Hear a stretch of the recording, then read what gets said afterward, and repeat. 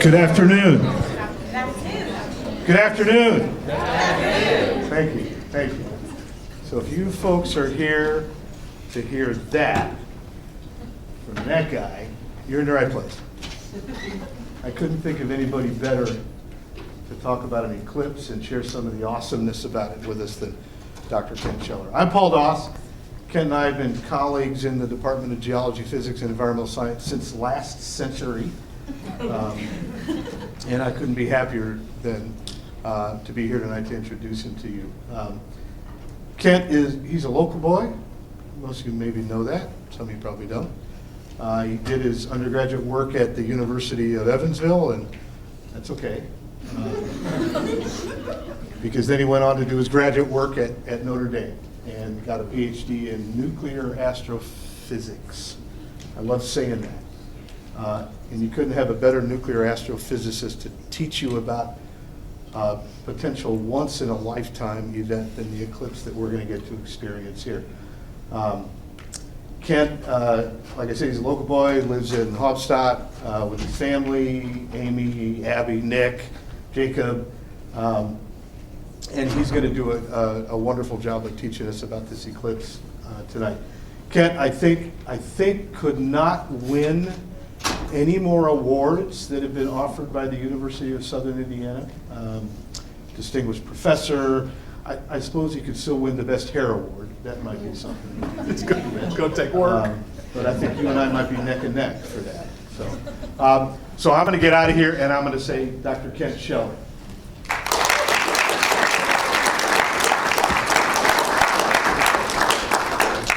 Appreciate it. So Paul and I, as he mentioned, we've been working together a long time, and I got to make sure my phone is silenced, and you can do the same. We've been working together for my 25 years here, and he's been here longer, a couple hundred, and I got to say he was my first best friend here as a faculty member. He's one of the best teachers I've ever listened to teach. He's a prolific researcher and an even better friend. So we're at the tail ends of our careers, and we're planning our retirements and talking about Social Security and stuff like that. So I asked him to do this for me while we could still chew solid food and enjoy it. So thank you, Paul, very much. So the eclipse. Awesome thing that's going to happen for us April 8th. Tonight's talk is threefold. We're going to talk about eclipse, how they happen, why they happen, the science, the physics, the rarity of an eclipse. And then the middle 40% of the talk is really about humans. How have eclipses affected humans over the millennia? And it's been a big deal. It's tremendously impactful on our belief systems, how we fight, how we make literature, how we film, how we draw, and actually how we believe. It's actually changed things in that manner. And then the last few minutes, we'll talk about Solarpalooza. Big deal on campus. Certainly the best place in the tri-state to see the eclipse, and we hope everybody's here and are aware of all the things that are going to happen. So without further ado, let's try to make a PowerPoint actually work today. All right, so really when we're talking about an eclipse, we're talking about the science of a moving shadow. It's not anything more than that. There's a big ball of light, there's something that's going to get in the way of it. But it's a little bit bigger than that. We make shadows all the time. We'll talk about your eyes and eclipse safety. It turns out the very thing that makes you have good vision is the reason why you can really damage your eyes during an eclipse. We will talk about, and then after we're done with that, that's where it gets, why is this so darn cool? I mean, why? And I'll talk about, obviously, history and religion and war and art and literature and film, and we'll even talk about the animal kingdom. We're not the only animals that freak out when the sun goes away. Other animals do too. Okay, so let's get into it. So I have a really awesome pointer from my colleague Matt Merlot that I forgot to get out. But I want you to think about what it takes to get the moon, no, not the moon, the earth, you, the moon, and the sun in a straight line at any point in time. Because it's not trivial. So let's think about this. I want to make you feel small for a little bit, right? We are out on the outer fringe of the Milky Way galaxy. Our little neighborhood we call a solar system is out here on the edge of a Milky Way galaxy. That sun, our sun, a star, is going around the center at the very fringes of a Milky Way galaxy, going around this big honking galaxy of billions of solar systems. We're just one. And the sun's doing that, and while the sun's doing that, the earth is going around the sun. That part you're familiar with. Yep. Once a year. Right? So the sun's going around the galaxy, Earth's going around the sun, and at the same time the moon's going around the earth. So the rarity to be able to say the earth, your eyes, the moon, and the sun are in a straight line is really a freak of nature. I dare to use the term astronomical odds, because it is. It's astronomical odds. It shouldn't happen. In fact, the next time it happens in Evansville, Indiana, will be 2645. So 621 years from now, we'll get the next one. So you got whatever you got planned, you got time to do it. Okay, so just nugget data, one total eclipse on the earth every 18 months. Okay, so kind of rare, but not too bad. 18 months, I got a year and a half, hopefully. But 70% of the earth's covered in water, and you don't live on water. So 70% of those occurrences are out the door. You can only see the ones that are on land unless you're on a boat, right? So it doesn't happen very often, and that's a total solar eclipse. You can have eclipses, solar eclipses of different varieties, and if you're on on April 8th, if you happen to be in your Elon Musk's rocket and you're out doing your orbiting thing around the Earth, this is what you're going to see. You're going to see a moving shadow. And that moving shadow is moving at about 1,500 miles per hour. It's literally going to go, this happens to be, for history references, this 2017 eclipse. It went from the northwest to the southeast, and it covered a lot of the plains states where the population density is very small. The next one that we're going to experience is going to start in southern New Mexico, cut across Texas, through the heart of the Midwest, and up the eastern seaboard. I think 30 million more people are in the path of totality this time versus 2017. Okay? But they are this is a total solar eclipse. If you happen to be on Earth, this is what you're going to see. Okay? You're going to see the moon not in this amount of time. It'll be slower. Your view of it, you will have a completely blocked out sun for about 3 minutes here. A little over 3 minutes. If you go up to Vincennes, Indiana, you'll get about 4 minutes.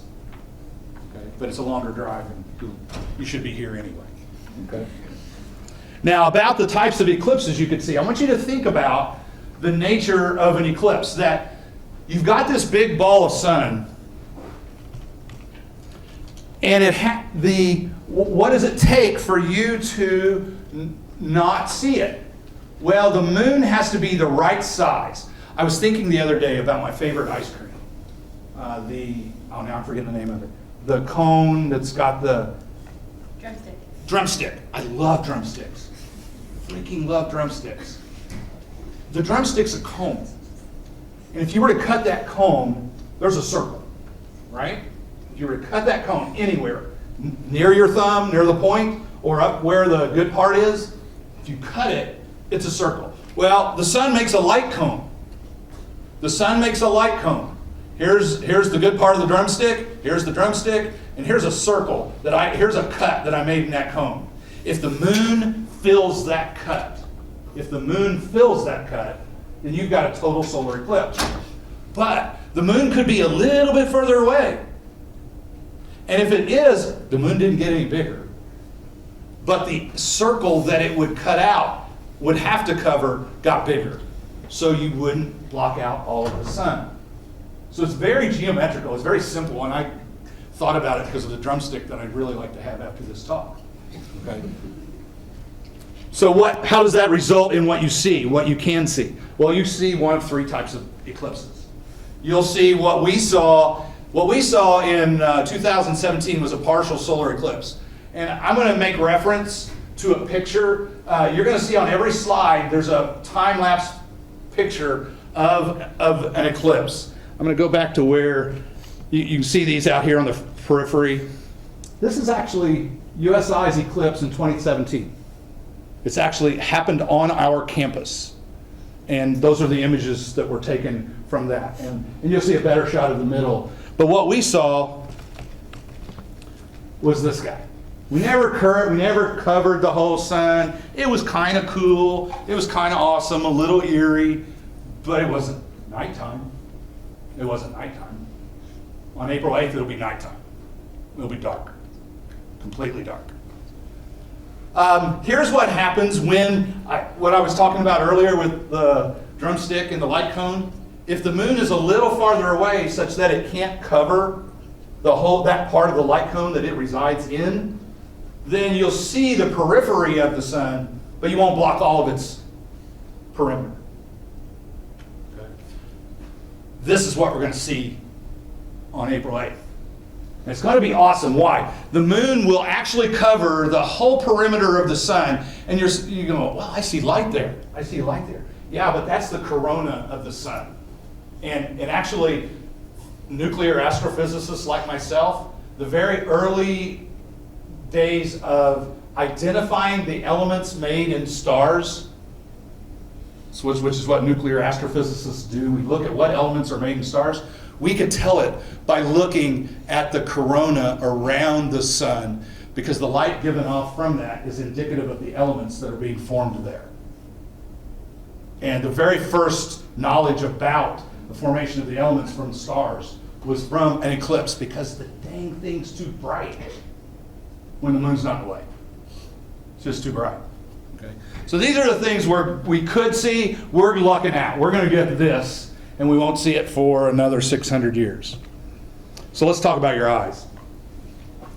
And I made a comment earlier, and please, I don't want this to happen to you. This is what's going to happen to you. You're going to turn into a SpongeBob character, and you're going to fry.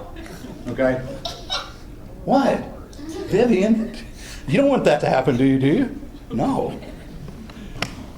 So I made a statement. I said the very thing that makes your eyes work well is the very thing that will cause great damage if you don't wear your glasses. So here's the idea. The job of your eyeball. Here's your job of your eyeball. There's a pupil that lets light through. It's a tiny hole. The sun is very big. Even this room is very big compared to your pupil. So the ones that make it through your eyeball are ones that come in virtually parallel. So we're looking at parallel rays that come in through your pupil. Your lens, the job of the lens on the front of your eye is to take parallel rays and focus them to a point. So if you got 20/20 vision, how many of you wear glasses in here? Sorry, me either. If you have 20/20 vision, your parallel rays are being focused on your retina. That's awesome. Good for you. So if they don't, sometimes they get focused here, or sometimes they get focused here. Notice the image is a little blurry back here and a little blurry here. They don't have a fine focus there. If that's the case, we just play tricks with your eyes. We bend the rays coming into your eyes before they get to your eyes, so that they end up on your retina. So it's just a trick that we're playing, right? But the problem is the following. How many of you, when you were younger, Paul, if you can remember that, took a magnifying glass and burned a leaf with the sun? Raise your hand if you did it. Raise your hand. I want to know. I could tell who the deviants are in this room. And it was all the people that raised their hand. I could tell. Right? And I was at one talk and they said, well, we used to burn ants. I'm like, oh, God. You are deviant. So my son and I took a magnifying glass and we went outside. Because the job of the lens of your eye is to take parallel rays from the sun, focus them to a point. Great. The job of a magnifying glass, take parallel rays from the sun and focus them to a point. Notice how fast, notice how quick it burns the leaf. It is very quickly. It's not minutes, it's not tens of seconds, it's seconds. If you're just obstinate, like me, if you're just obstinate and you have to stare at the sun, that's what's going to happen to your retina. Because the job of your lens is the same as the job of that magnifying glass. It's going to take parallel rays and focus them to a point. That's what your lens does. And when you do, you're going to burn a spot just like you did on that leaf. And you will render that part of your retina unable to generate images in your brain. It won't work anymore. You won't go blind necessarily, but you will lose vision. It's called solar retinopathy. And Sid, do you know about solar retinopathy yet? Okay. And in 2017, I talked to some optometrist friends of mine, spike in solar retinopathy in the tri-state. People weren't wearing their glasses. You have to wear your glasses. Now, what's the obvious question you need to ask me? What should I wear? What should Well, something that would go with your outfit. The question, what? Does sunglasses work? Sunglasses do not work. Keep going. What? Why do these work? Well, okay, good question. At least one of you are asking good questions. It's my daughter down at the front row. So, I can't see any of you here. Now, these glasses are designed to block out 99.99% of the light that comes through it, including the sun. Okay. How many of you have a pair of glasses from 2017? Raise your hand. Throw them away. Throw them away. The process by which these are made is a deposition process. We put a film, we deposit a film on mylar, and they're not protected on either side like, say, welding glasses. Welding glasses have a glass on the front and a glass on the back, so they're not exposed. These have about a 3-year half-life. About a 3-year shelf life, I should say. And we're past 3 years. Get rid of them. Don't even let it be a temptation to use your own glasses. Throw them away. And we'll get you some. Just come to Solar Blues and we'll give them to you for free. Okay? Other questions? This is like, it's almost like hockey. We're a third of the way through. Yes, sir. Sorry. Could you use welding goggles? Yes, you can use welding goggles. You can. I've had several friends. I even did a little research with the American Astronomical Society, as well as there's optometrists have a society. Now, I would recommend that they are good ones, that the glass has not been fractured on the front or the back, so it hasn't been exposed, but they have. That you can. And plenty of people in 17 did, and had no problems. Other thoughts about the mechanics? Phyllis. So during the total eclipse, This is the question I was can asking. you take the glasses Yes. off? The question was, can you take the glasses off during totality? Those 3 minutes after the moon covers the sun, I would ask you to take them off. Now, here at USI, we don't take responsibility for Scheller's comments about We'll sign a form. No, it is safe. It is safe to take. It will be dark. It will be nighttime. You'll see this eerie fog of light called the corona around, but those rays are being pretty much, other than the ones getting to your eyes, they're very low intensity. Very low intensity. You start seeing the sun peek out of the moon as the moon's traversing across the face of the sun. Put it back on. There's a lot of things that you can do if you don't have glasses. And in fact, even if you have glasses and the eclipse is out and you're in totality, I want you to, when the moon is traversing across the face of the sun, look to the ground. Look, if you're near a tree, look to the ground. because literally the light that's coming through the leaves, imagine a mosaic, your one hand is covering the other. All of the leaves are acting like a pinhole camera. So light is coming through every opening that the leaves make with each other. And if you look to the ground, and we did this in 17, you can see the eclipse. It looks like a shadow. It looks like a round dot with a shadow going across it. And you can see that. You can take a piece of cardboard and poke a hole in it, pinhole board, and do the same thing. And you'll see the image of the eclipse on the ground. Okay. There's a lot of things, and I want to allude to some other things about what you should do during the eclipse, but I'll get to that in a little bit. All right, so now we're into the meat. Why have eclipses freaked out humans for so long? I started at the beginning, and I will tell you, because I have several of my colleagues from other areas here, and I am glad, it makes me so happy. I'm not a professional in the things I'm getting ready to talk about. I literally was interested, and I went out and started studying. I thought it was cool, so I just made a talk out of it. So if you've got something to enhance the talk, please holler at me. But the word by itself means abandonment. Okay, so I'm going to take a poll. How many of you, after I said the word means abandonment, or you read the word means abandonment, how many of you got a warm fuzzy feeling inside and you smell all Christmassy? No, you don't. It means abandonment. I don't feel good about that. Right? So it can't be a surprise to anyone that just the occurrence, because of the meaning of the word, that it would have a negative connotation for everybody. Okay? That can't be a surprise to anybody. Now, I'm going to set you up in time here. I want to set you up in time because we let's look at Phyllis's grandkids, right? Does your grandma ever do anything crazy? Do you ever go, why did she do that? Right? I know my parents did things that why did they do that? We all think that everybody that came before us did things crazy, did things weird, did things that you wouldn't have done, but you have knowledge that they didn't.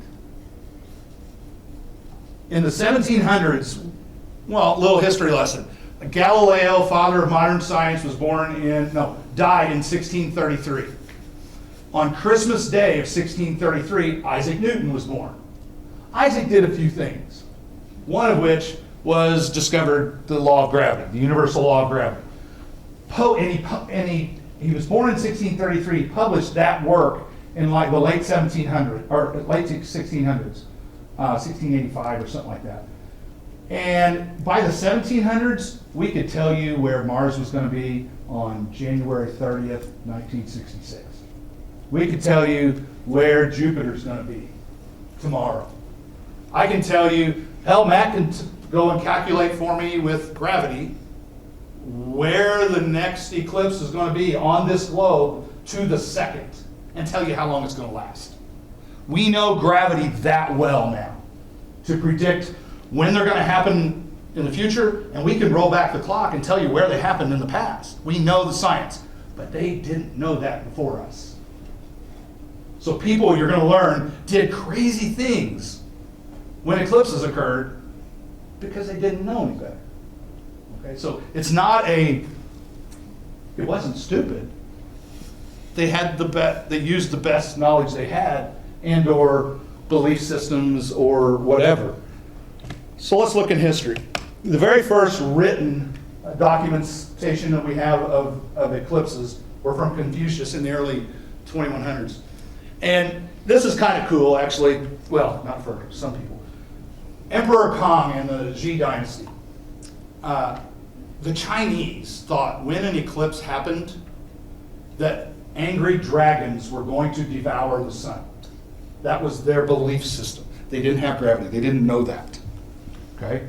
So the job of the king was to warn the citizenry to go out with their drums and scare away the dragons. So he has two astronomers on his staff.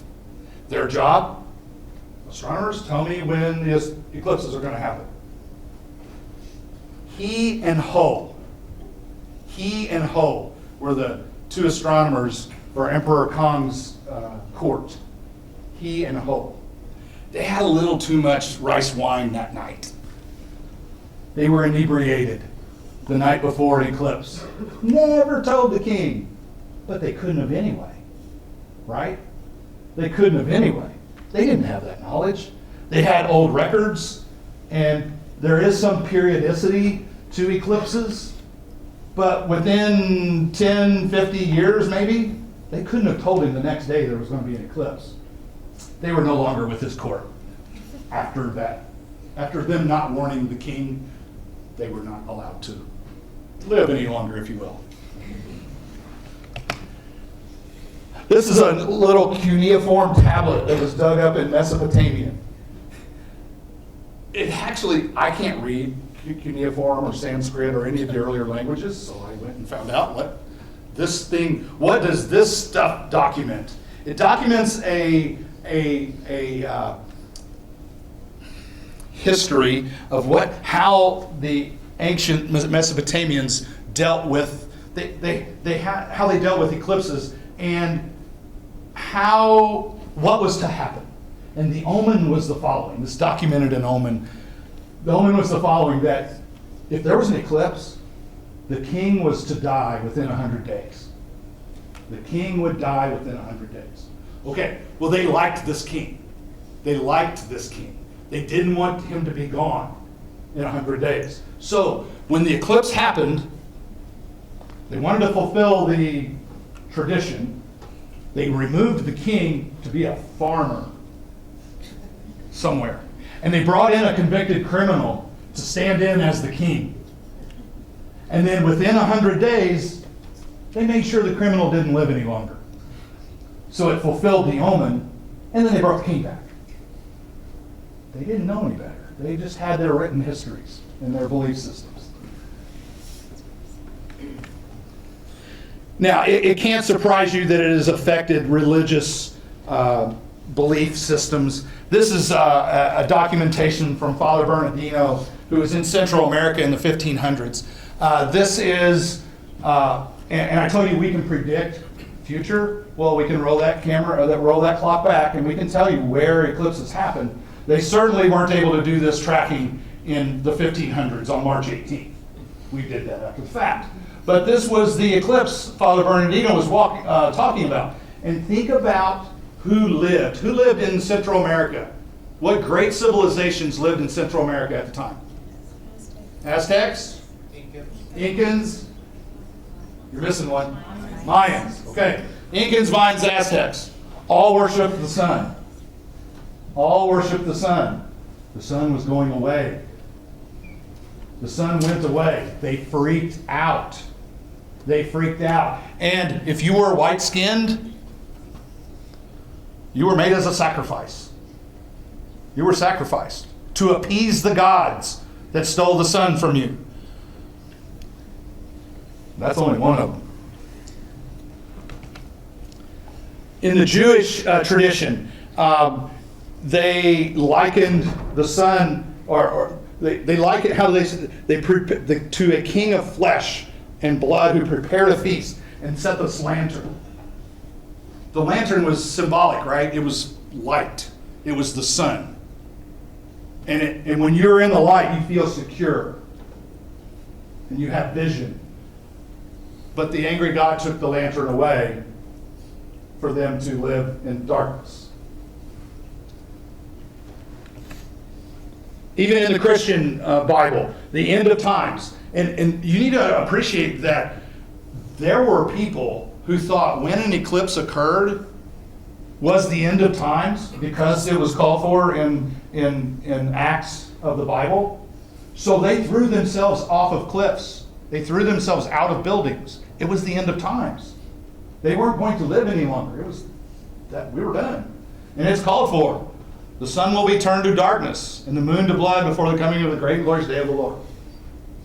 That's how they didn't have science. They didn't have it. They didn't know why these things happened. So they attributed it to something, a belief system. I actually appreciated the Hindu tradition.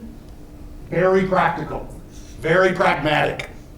If you made food before the eclipse, don't eat it after the eclipse. If you drew water to drink. Before the eclipse, throw it out. Don't drink it. After, it's not good water. And if you are going to have a kid, don't try to do it on eclipse day, because clearly something bad is going to be happen with that child. Belief systems. We didn't have the science. Even in war, it's funny how, and I have two examples in war. Thales was an ancient Greek philosopher and historian, and they tell, he documented a story between a 6-year war, or it had been going on for 6 years, between the Turks and the Iranians. And please appreciate war then versus war now. Certainly it all ends up in the demise of humans. But it was brutal. It was knives and swords. And it wasn't antiseptic bombing and immediate. You were laid for days, struggling to live, and you didn't. And along comes an eclipse. And both sides, the combatants from both sides, looked to the skies and saw the sun disappearing and thought, the gods aren't happy with us because we've been fighting for so long. So they threw down their weapons and declared a truce. That was handy. Now remember the 1700s where we now understood and can track? Well, George Washington was waging the battles in the War of Independence, and he was in Kaskaskia, Illinois. And one of his aides came to him and said, "We've been informed there will be an eclipse tomorrow." And Washington said, "Inform all the troops. When the sun goes away, don't freak out. This is going to happen. It's okay." But the other side didn't. The other side didn't know. And he took advantage of their fear and surprise to win the Battle of Kaskaskia. So even not, after he had the knowledge, it was used, the knowledge of an eclipse. Now, in the church, the Roman church in the 1700s, towards the later part of the Renaissance period, the church commissioned many artists to do paintings of saints. And there was a clear attempt by the church to connect. Appreciate that prior to, our scientific revolution and everything, these were events in the heavens. The moon, the sun, the stars. Humans, our little earthly, lowly place on earth, we couldn't reach the heavens. So there was an overt attempt in art to connect human activity to heavenly experiences. It was visual, it was ethereal, it was certainly religious. And here's Cosmos's shot of St. Benedict. And I don't know that St. Benedict ever saw an eclipse. But the painting was made to draw the connection between the good people, the saints, what we call the saints on earth, to the heavens. This is a very visual image of the crucifixion event. Where's the eclipse? Look for it. Don't look at me. Look up there. Where's the eclipse? You see it? Now, this is called a triptych, and by Rubens, and up in the upper right-hand corner, and in the Bible, it documents that the skies went dark, and we don't have the exact. Well, we have the exact date of an eclipse in the year approximately 33 or 34, but I don't know if it happened where they were on the earth when this occurred. But there is some reference to the skies darkening. Okay, none of my students, and just to be fair, nor I can write like this. In fact, nobody anymore can write like this. This is Wordsworth. And I'm going to interpret for you. I'm going to do the interpretation so you don't lose the meaning. No vapor stretched its wings. It wasn't fog. No cloud cast far near a murky shroud. It was a clear day. The sky an azure field displayed. The sky was blue. 'Twas sunlight sheathed and gently charmed of all its sparkling rays disarmed. The moon got in the way and darkened the sun. And in slumber laid. We can't write like that anymore, but it's beautiful. It's amazing, right? I had to think about it when I read it the first time. Annie Dillard, this is obviously a contemporary. I want you guys to read this. I'm not going to read it to you. And I'll know when you get to the good part.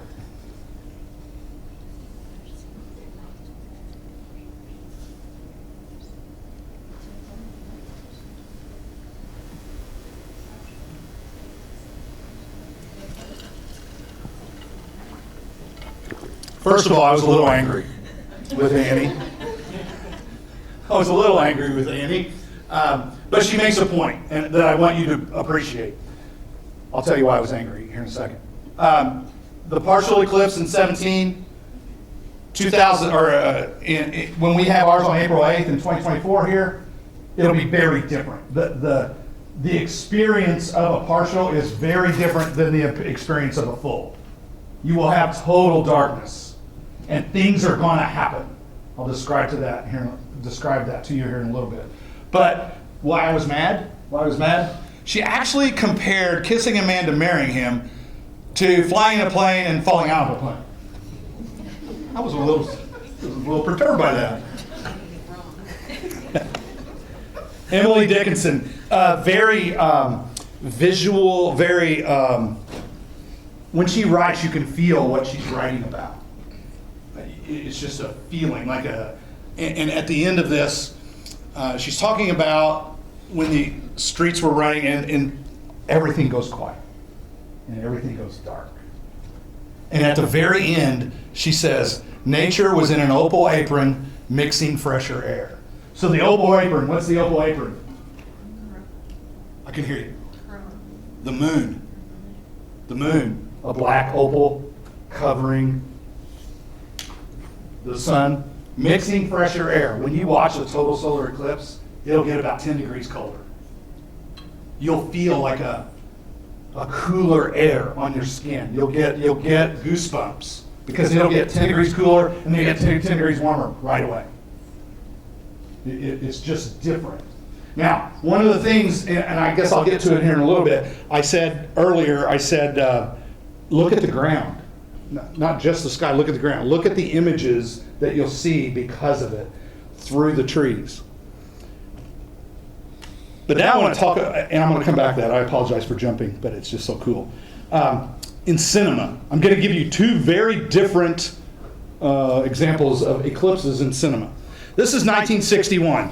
I'll just tell you, relatively recent compared to the one I'm going to show you. But this is the depiction of the crucifixion,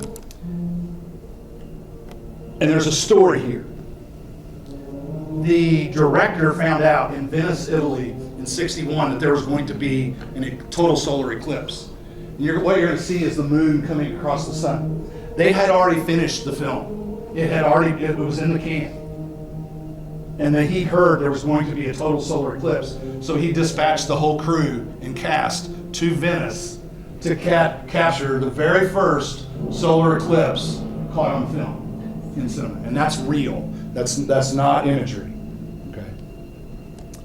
Now compare and contrast that to a 1907 depiction. You might guess it's a little less, what's the word? A little less fine. Okay, so I'm going to set you up here. A professor's going to come in and lecture to his class. Here are the professor's aides. And in come the students with their telescopes. And in comes, and this is what Paul and I do before each of our lectures. We come in all regal, like this is how we teach. Somebody take my robe, thank you. Okay. And then they're all going to sit down here in a little bit. And out comes a chalkboard. Watch what the professor draws on the chalkboard.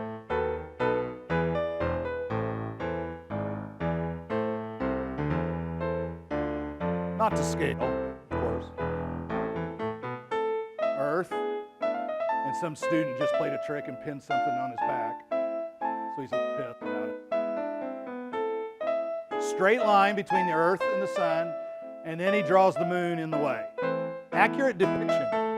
Accurate depiction. But then look what they do. They go, okay, there's going to be an eclipse, so let's all go. Let's all go look at the eclipse. Wait till they get upstairs.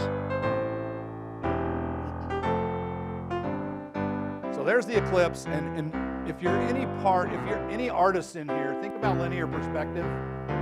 This telescope is pointing this way. These guys are looking that way. But somehow they're looking at the same event. I'm not really sure. And then, just so for good sake, here's what an eclipse was. It's a little freaky, if you ask me. I got a little...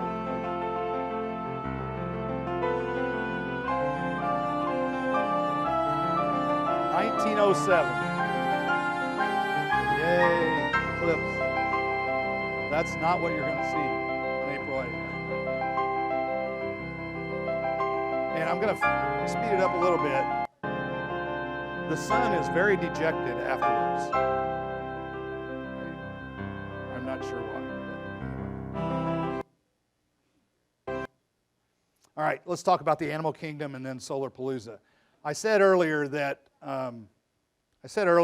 humans aren't the only animals to freak out during eclipses. So when you're at totality, shut up. Listen. There's another dimension to the eclipse that's not visual. There's audible. The birds will disappear. They will stop chirping. They will go to their nests, and they will go to sleep because it's going nighttime. It's nighttime. But your frogs and your crickets, that's when they come to life. Either in mating rituals or defense mechanisms, croaking and chirping, they're going to get vocal. If you're on campus, we'll be on the quad, you'll hear the frogs and the crickets on the lake. You'll hear them. It will be audible. It will be noticeable. If you happen, deer, they're going to go back to sleep. They're going to go bed down for the night. Hippos, if you're ever near a hippo during an eclipse, they're going to get out of the water because hippos live where it's warm. They're in the water where it's cooler all day. If it goes nighttime, it must mean it's nighttime and it's cooler. So they get out of the water and they go eat. So if you happen to be near a hippo, you'll notice that happening. Okay. So the 2024, that picture that you're seeing right now is actually an image we took during the 2017. So we'll have at least 4 scopes on campus looking to the sun. We're hoping 2 of them you guys can go and look through yourself. 2 of them we're going to have committed to. One of them is going to be hooked to YouTube, and we're going to do a live broadcast of the eclipse as it happens here on campus. Just for some perspective, these were the tracks of the last 2 eclipses. 17, this X right here is Carbondale, Illinois. So I spent all this time saying how rare this is and 600 years and all that crap. They got 2 in one lifetime, right? The star is Evansville, Indiana, and that ribbon is about 90 miles wide. So you will experience totality over about a 90-mile swath. Solar Palooza starts Sunday night.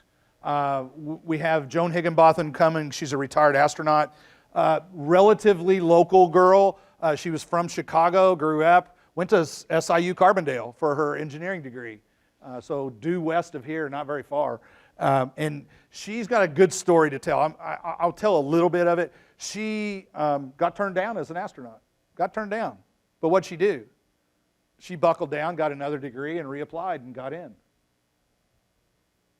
If you've got a dream, just do it. Just work and make it happen. She had a dream. And then she's going to talk to us on the 7th at Screaming Eagles Arena. Then we start off with a full day of events. You should be getting emails about these, but the College of Liberal Arts has their interdisciplinary colloquium. That's a neat thing. You'll hear talks, performances, artwork with a single theme of eclipse.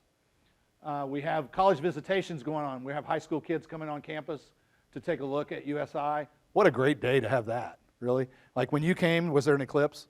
No, I didn't think so. These guys are going to get an eclipse.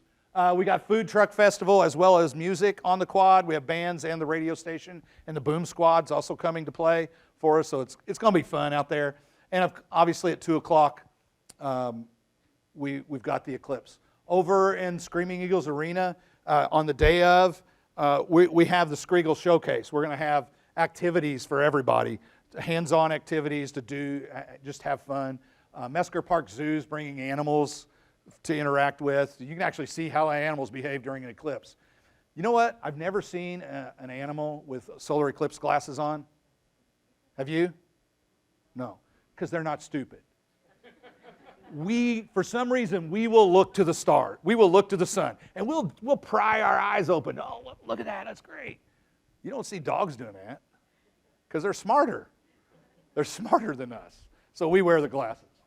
And we actually close the day we actually have NASA's Deputy Director of Nutritional Biochemistry talking about how they feed the astronauts. Apparently in zero gravity, your muscles atrophy, your heart rate is different, all of your cardiovascular system acts different, and you have to be prepared with the proper energy and nutrition. So kind of a cool day, 2-day event, and we expect our students to be there. I think you should be there. It's going to be a once-in-a-lifetime thing, and we've got glasses for you. Every student on campus, every faculty and staff and administrator on campus, we have glasses for you.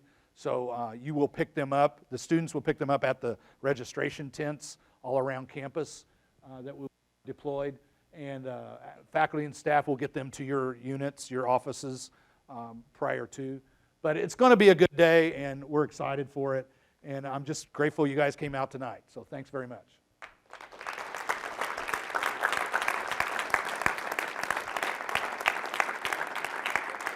Any questions?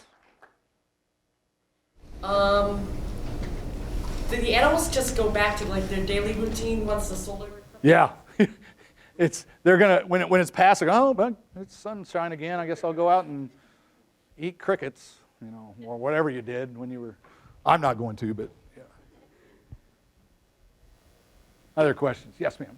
How long are eclipses generally? Is it 3 to 4 minutes? Is the general? Okay, they're across the spectrum. So you might see in a partial. Think of how the moon's cutting out across the sun.